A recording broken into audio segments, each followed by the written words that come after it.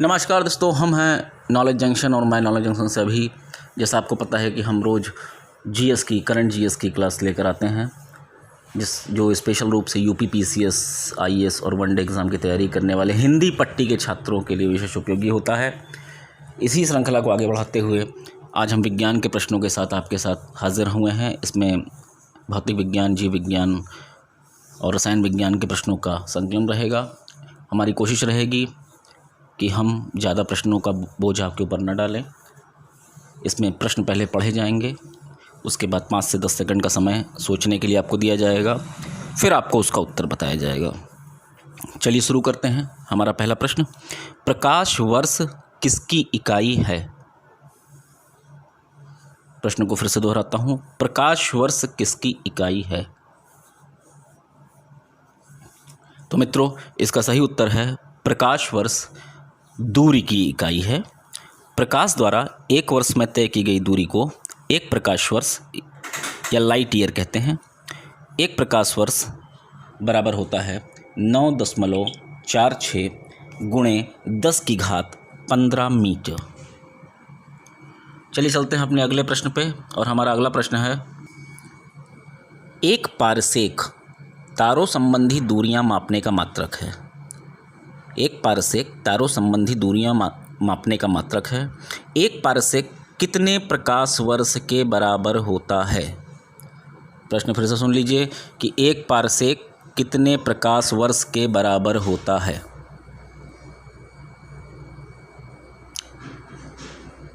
और मित्रों, इसका सही उत्तर है 3.25 प्रकाश वर्ष। एक प्रकाश वर्ष बराबर जो होता है, एक पारसेक बराबर 3.25 प्रकाश वर्ष। पारसेक यानी पैरालिटिकल सेकंड इसका संक्षिप्त रूप है। इसका प्रयोग लंबी खगोलीय दूरियों को व्यक्त करने के संदर्भ में होता है। एक पारसेक बराबर 3.25 प्रकाश वर्ष। आइए चलते हैं अपने अगले प्रश्न पे, और हमारा अगला प्रश्न ये है, एक नैनोमीटर कितने सेंटीमीटर के बराबर होता है? एक नैनोमीटर कितने सेंटीमीटर के बराबर होता है?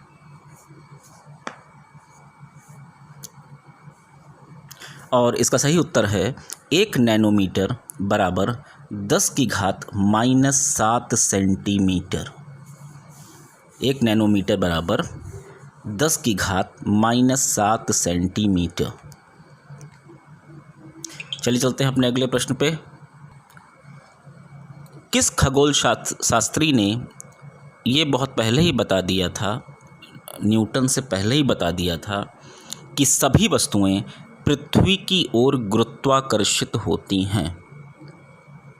किस खगोल शास्त्री ने न्यूटन से पहले ही बता दिया था कि सभी वस्तुएं पृथ्वी की ओर गुरुत्वाकर्षित होती हैं?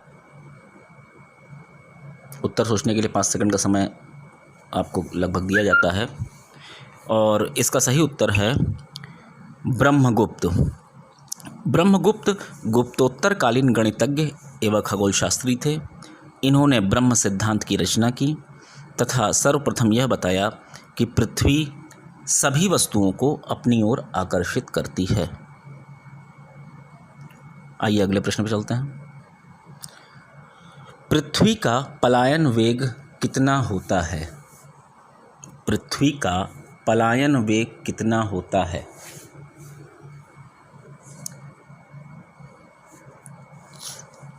और इसका सही उत्तर है मित्रों, पृथ्वी का पलायन वेग 11.2 किलोमीटर प्रति सेकंड होता है। पलायन वेग वह न्यूनतम वेग है जिससे किसी पिंड को ऊपर की ओर फेंके जाने पर वह पृथ्वी के गुरुत्वीय क्षेत्र को पार कर जाता है तथा पृथ्वी पर वापस नहीं आता है। पृथ्वी का पलायन वेग 11.2 किलोमीटर प्रति सेकंड है। बादलों के वायुमंडल में तैरने का कारण उनका क्या कम होना है? बादलों के वायुमंडल में तैरने का कारण उनका क्या कम होना है? हम कोई ऑप्शन नहीं देते हैं, हम सीधे आंसर बताते हैं मित्रों। ताकि आपको सोचने का मौका मिले। आपको तमाम यूट्यूब चैनल मिल जाएंगे जहां ऑप्शन के साथ आपको दिया जाता है, लेकिन हम ऑप्शन नहीं देंगे ताकि आपके दिमाग पे जोर पड़े थोड़ा। फिर से प्रश्न दोहराता हूँ, बादलों के वायुमंडल में तैरने का कारण उनका क्या कम होना है? इसका सही उत्तर है घनत्व। गर्मी के दिनों में वायुमंडल में उपस्थित जलवाष्प गर्मी पाकर गर्म होती है, जिससे जलवाष्प का घनत्व घटता है। घनत्व घटने के कारण जलवाष्प हल्की होकर ऊपर उठती है। वायुमंडल के ऊपरी भाग में दाब एवं ताप कम होने के कारण यह जलवाष्प फैलती है और पानी की छोटी छोटी बूंदों में परिवर्तित होकर तैरती रहती है। इसी को बादल यानी क्लाउड कहते हैं। अगले प्रश्न पर चलते हैं। सूर्य के प्रकाश को धरती की सतह पर पहुंचने में लगने वाला समय लगभग कितने सेकंड होता है? सूर्य के प्रकाश को पृथ्वी की सतह पर पहुंचने में लगने वाला समय सेकंड में आपको बताना है। वैसे हम मिनट में भी बताएंगे आपको। तो इसका सही उत्तर है सेकंड में 500 सेकंड लगते हैं। सूर्य के प्रकाश को पृथ्वी की सतह तक पहुंचने में 500 सेकंड लगते हैं, जिसे मिनट में बदलने पर लगभग 8.5 मिनट होंगे। तो सेकंड में 500 सेकंड और मिनट में 8.5 मिनट होंगे। किसी तारे का रंग क्या दर्शाता है? किसी तारे के रंग से आप क्या समझ सकते हैं, या किसी तारे का रंग क्या दर्शाता है? इसका सही उत्तर है किसी तारे का रंग उसके ताप को दर्शाता है। विशाल तारे स्वतः चमकदार गैसों के पिंड हैं जो स्वयं के गुरुत्वाकर्षण बल से परस्पर बंधे रहते हैं। भार के अनुपात में तारों में 70% हाइड्रोजन, 28% हीलियम, 1.5% कार्बन, नाइट्रोजन एवं ऑक्सीजन तथा 0.5% लौह तथा अन्य भारी तत्व होते हैं। तारों का सतत स्पेक्ट्रम ही इनके रंगों का निर्धारण करता है। अगले प्रश्न पर चलते हैं। विश्व स्वास्थ्य संगठन यानी WHO के अनुसार एक नगर के लिए सुरक्षित ध्वनि प्रदूषण स्तर कितने डेसिबल होता है? विश्व स्वास्थ्य संगठन के अनुसार एक नगर के लिए सुरक्षित ध्वनि प्रदूषण स्तर कितने डेसिबल होता है? इसका सही उत्तर है मित्रों 45 डेसिबल। विश्व स्वास्थ्य संगठन द्वारा किसी नगर के लिए निर्धारित किया गया सुरक्षित ध्वनि प्रदूषण स्तर 45 डेसिबल होता है। CFL जो आमतौर पर हमारे और आपके घरों में होता है, CFL बल्ब, CFL का पूर्ण रूप क्या होता है? कंप्लीट फॉर्म CFL का क्या होता है? तो इसका सही उत्तर है CFL का पूर्ण रूप कॉम्पैक्ट फ्लोरिसेंट लैंप होता है। Compact fluorescent lamp. अगले प्रश्न पे चलते हैं। ऐसा कौन सा रेडियोधर्मी तत्व है जिसके भारतवर्ष में बड़े भंडार पाए जाते हैं? ऐसा रेडियो एक्टिव तत्व आपको बताना है जिसके भारतवर्ष में बड़े बड़े भंडार पाए जाते हैं। इसका सही उत्तर है मित्रों थोरियम। थोरियम के बड़े बड़े भंडार भारतवर्ष में पाए जाते हैं। इंदिरा गांधी आणविक अनुसंधान केंद्र कहाँ स्थित है? इंदिरा गांधी आणविक अनुसंधान केंद्र कहाँ स्थित है?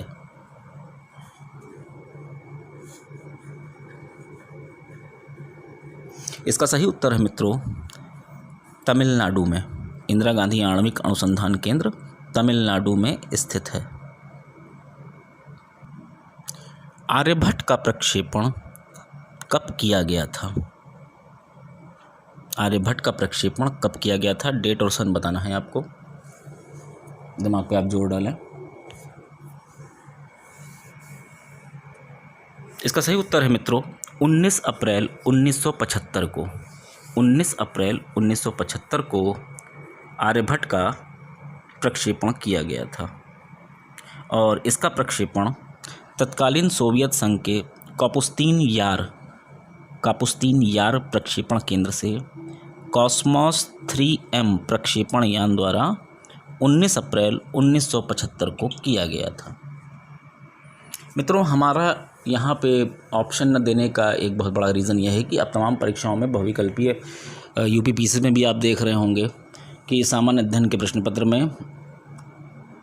आपका अब फैक्चुअल क्वेश्चन ज़्यादा आते हैं, तो बिना ऑप्शन देखे स्मृति से याद करने के लिए हम इस ऑडियो में जोर दे रहे हैं। तो अगले प्रश्न पर चलते हैं हम। भारत का पहला रिमोट सेंसिंग सैटेलाइट छोड़ा गया था, कहाँ से?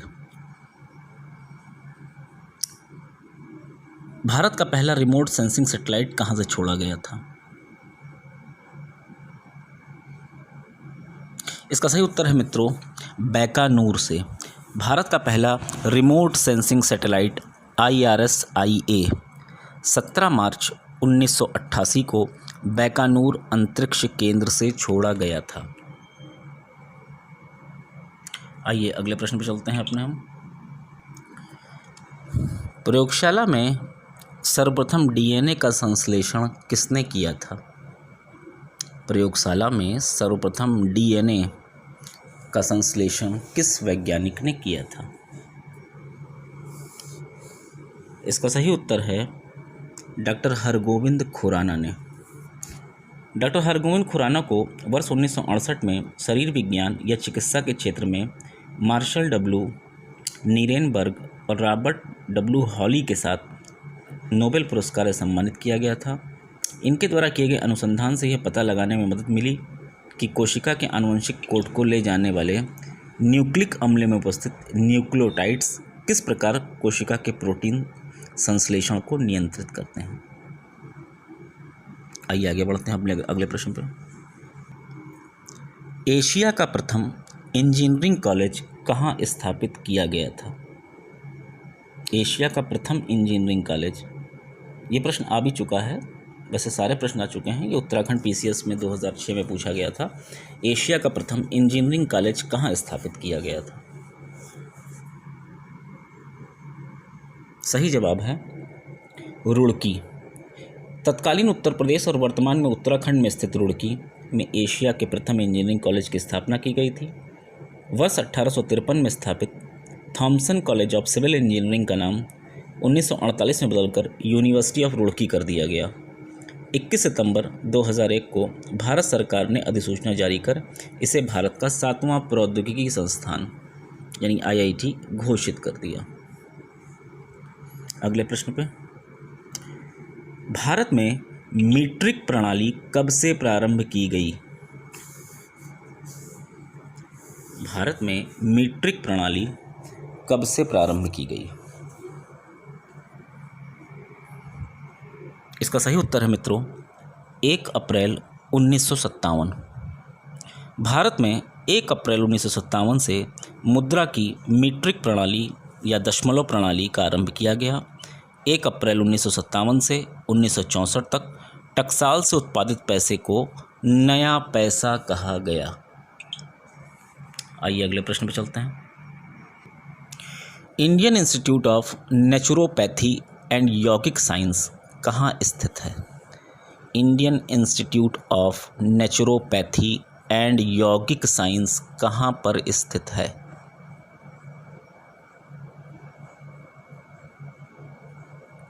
इसका सही उत्तर है मित्रों बंगलुरु में। Indian institute of naturopathy and यौगिक साइंस बंगलुरु में स्थित है। अगला प्रश्न हमारा ये है, सोलेंक्षा क्या होता है? ये UPPCS में क्वेश्चन आ चुका है। सोलेंक्षा क्या होता है? सही उत्तर है सौर रिक्शा। सोलेंक्षा एक पर्यावरण मित्र तिपहिया वाहन या रिक्शा होता है। यह आंशिक रूप से पैडल और आंशिक रूप से वैद्युत ऊर्जा से संचालित होता है। इसे वैद्युत ऊर्जा एक बैटरी द्वारा उपलब्ध कराई जाती है जो कि सौर ऊर्जा से चार्ज होता है। इंसुलिन में कौन सी धातु मौजूद होती है? ध्यान दीजिएगा, इंसुलिन में कौन सी धातु मौजूद होती है?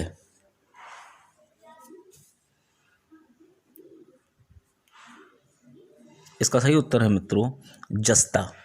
इंसुलिन में जस्ता उपस्थित होता है। अगले प्रश्न पर चलते हैं। एंथोफोबिया नामक रोग में किस चीज से डर लगता है? एंथोफोबिया नामक रोग में किस चीज से डर लगता है? सही उत्तर है पुष्पों से।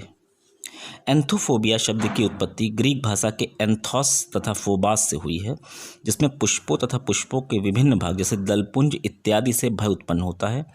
किसी वस्तु या घटना के प्रति असंगत तथा काल्पनिक भय का होना फोबिया कहलाता है। और आज का हमारा अंतिम प्रश्न है मित्रों कि जो मनुष्य यह नहीं समझ पाता कि कब उसे भोजन करना रोक देना चाहिए, वह किस रोग से पीड़ित है? जो मनुष्य यह नहीं समझ पाता कि कब उसे भोजन करना रोक देना चाहिए, वह किस रोग से पीड़ित है? इसका सही उत्तर है मित्रों बुलिमिया से। बुलिमिया से। बुलिमिया नर्वोसा एक प्रकार का भोजन संबंधी विकार है। बुलिमिया से ग्रस्त व्यक्ति बहुत कम समय में बहुत अधिक मात्रा में भोजन का सेवन कर लेता है और फिर वजन वृद्धि से बचने के लिए मलत्याग आदि माध्यमों से ग्रहण किए गए भोजन का त्याग करने के लिए प्रयासरत रहता है। बुलिमिया से ग्रस्त व्यक्ति ऐसा महसूस करता है कि उसका इस बात पर कोई नियंत्रण नहीं है कि उसे कितना भोजन करना है। तो मित्रों ये हमारे कुछ प्रश्नों की श्रृंखला थी विज्ञान विषय से, और आशा है आपको ये प्रश्न पसंद आए होंगे। अगर आपको ये चैनल पसंद आया है तो आप इसे ज़रूर सब्सक्राइब करें, लाइक करें, शेयर करें, कमेंट करें, इससे हमें मोटिवेशन मिलेगा। और हम लगातार ऐसे ही ऑडियो श्रृंखला और अन्य श्रृंखलाएँ विभिन्न प्रतियोगी परीक्षाओं के लिए स्पेशल रूप से UPPCS IAS वनडे एग्ज़ाम के लिए लेकर आते रहेंगे, ताकि अपने खाली समय में आप इन प्रश्नों को देखें, सुनें। मैं जानता हूं कि तमाम मित्र हमारे खाना बनाते समय या आराम करते समय वीडियो देखना पसंद नहीं करते। वो चाहते हैं कि हमें प्रश्नों के माध्यम से, ऑडियो के माध्यम से बताया जाए। तो उनकी परेशानी को देखते हुए इस श्रृंखला का आयोजन किया जा रहा है। और नीचे बेल आइकॉन है, बेल आइकॉन दबाकर आप नोटिफिकेशन प्राप्त कर सकते हैं। और हमें इसी तरीके से आपके सहयोग की अपेक्षा रहेगी। आपका दिन शुभ हो, आपकी तैयारी अच्छी चलती रहे, आप सफलता को पाएं, इसी आशा के साथ बहुत बहुत धन्यवाद आपका।